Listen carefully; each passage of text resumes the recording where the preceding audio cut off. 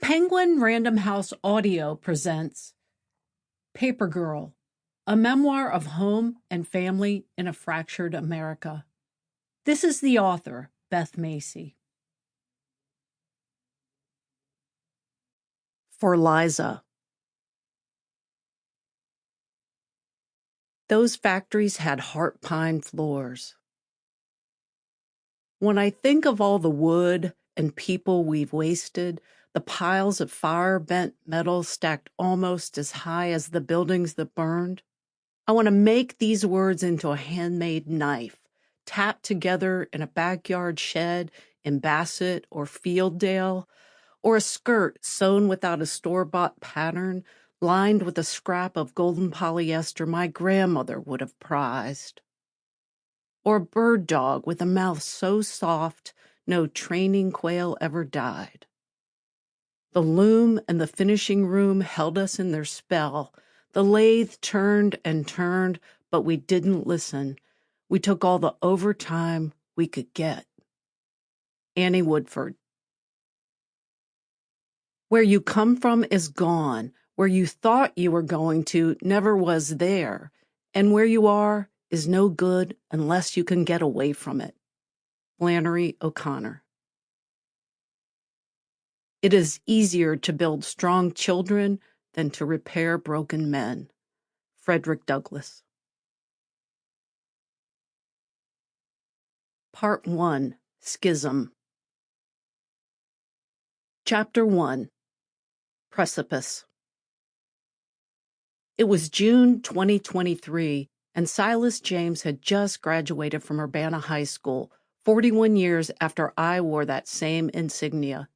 It was a moment that was supposed to be the launching pad for his new identity and new life, as my graduation had been. It was meant to signify a break from the family chaos that had permeated most of his 18 years. 2 full scholarships were all teed up and waiting for him at a community college in a nearby city. He planned to become a welder. Companies need welders, he knew. The nation needs welders. The pay was more than anything anyone in his family, save a few drug dealers, had ever made, and this was legit. For Silas, manipulating metal and gas wasn't just a way to get the hell out of Urbana, Ohio. It made him feel like an artist. He'd been so nervous about starting college that when I asked if he took a test drive to Clark State in Springfield, Ohio the week before, he shot back, 100% I drove an hour away just to practice. After his first class, he called me from the cafeteria. He'd just ordered a chicken quesadilla and a strawberry smoothie, and he was thrilled. He loved that he'd flashed his student ID to the cafeteria workers. He loved the sliding scale health center, and he adored Tony, the mentor they'd assigned to him as a first-generation college student. Everything you can think of, they have it here, he marveled. He'd even made a potential new friend and a classmate who wore ear gauges the same size as his. And the fact that the college webmaster had posted his photo on the homepage during the first week of school, Silas had never imagined that when he was homeless during long stretches of his junior and senior years of high school, nearly dropping out several times. But on the 3rd day of class, the head gasket blew on his Saturn Ion, a beater that was older than Silas by 3 years. The car was a goner. The next day, a relative he was staying with was injured in a car accident and left the hospital with a concussion so severe she required around-the-clock supervision, which is how he ended up a college dropout before the end of his first semester's first week. The family organizing and caretaking had fallen to Silas, as it often did. Even his graduation had been a bust. He found himself ruminating on his grandparents, who'd spent 4 days driving from Texas on the back of a single motorcycle for his commencement, only to skip the ceremony because their vision prevents them from driving at night. He hadn't seen them since the 8th grade, and at the restaurant they took him out to for lunch, they barely managed 3 sentences. They seemed burdened to be here, Silas told me. He thought about his favorite high school counselor, Mrs. Flowers, who came to his graduation party at the city park and handed him a card with $100 cash as the skunk of his relative's weed enveloped her. His older sister had gone camping and skipped the festivities altogether. He thought about his truancy officer, Brooke Perry, who'd pulled strings to get the school district to send a van to pick him up from one of his several temporary homes outside the county. For years, teachers and counselors had been praying and pulling strings for Silas to graduate, extending shoulders and untold hours of support and sometimes even their spare bedrooms. For his own safety and mental health, they wanted him to get the hell out of Urbana. As drum major, Silas wasn't just the leader of the Urbana High School marching band, he was also the student who spent every lunch period in the band director's office, sometimes crying, sometimes joshing with Mr. Sapp, but always plodding ahead with his favorite teacher about the next band routine, the next test, the next step of his life.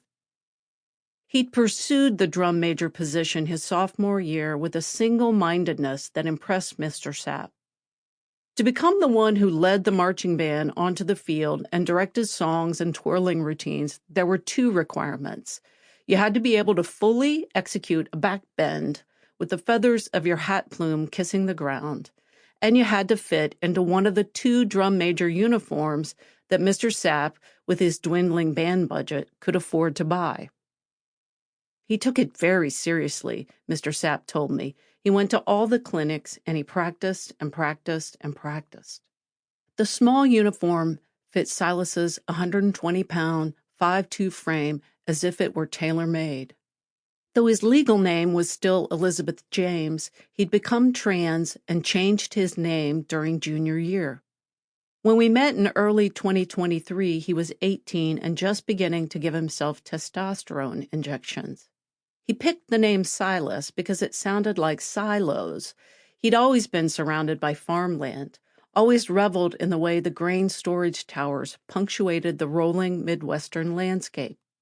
His mom chose Cole, his new middle name, from a list of names he'd sent to her in jail.